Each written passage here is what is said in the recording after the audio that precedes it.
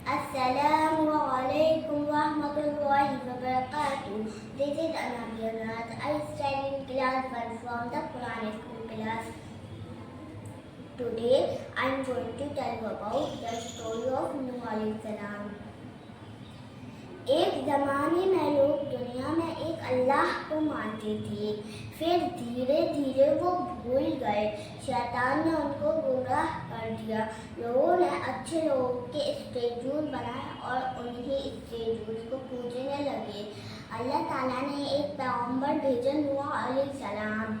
नूह अलैहिस्सलाम ने अपने कौम को समझाया, तुम्हें सिर्फ एक अल्लाह की इबादत करनी चाहिए, ये तुम्हारा कुछ नहीं कर सकते। लोग हंसने लगे। उन्होंने कहा, तुम सिर्फ एक इंसान हो, हम क्यों माने तुम्हारी बात। नूह अलैहिस्सलाम 950 साल तक अपनी कौम को दावत देते रहे, हर रात हर दिन, छुप के भी और सबके सामने भी।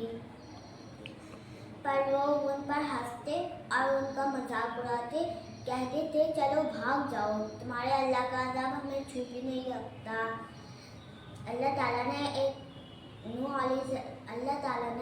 अलैहिस्सलाम को एक हुक्म दिया, एक कश्ती बनाओ, मेरा अज़ाब आने वाला है।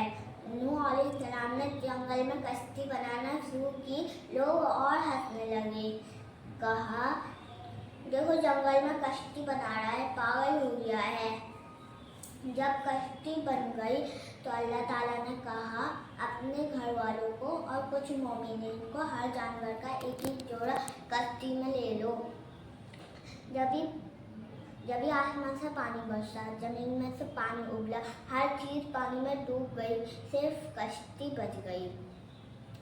एक दिन नूह अलैहिस्सलाम ने देखा, उनका बेटा पहाड़ पर था। नूह अलैहिस्सलाम ने चिल्लाकर कहा, कश्ती में आ जाओ। बेटा बोला, मैं पहाड़ पर चढ़ जाऊंगा, वहाँ मुझे कुछ नहीं होगा।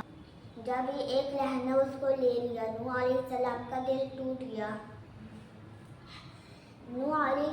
अल्लाह ताला ने नूह अलैहिस्सलाम से कहा, ये तुम्हारा बेटा नहीं, इसके अमाल अच्छे नहीं थे। जब पानी रुक गया, कश्ती जोजी पहाड़ पर रुक गई। अल्लाह ताला ने नूह अलैहिस्सलाम और मोमिनीन को अमन दिया। ये था सब्र और तवक्कुल, ईमान का नतीजा।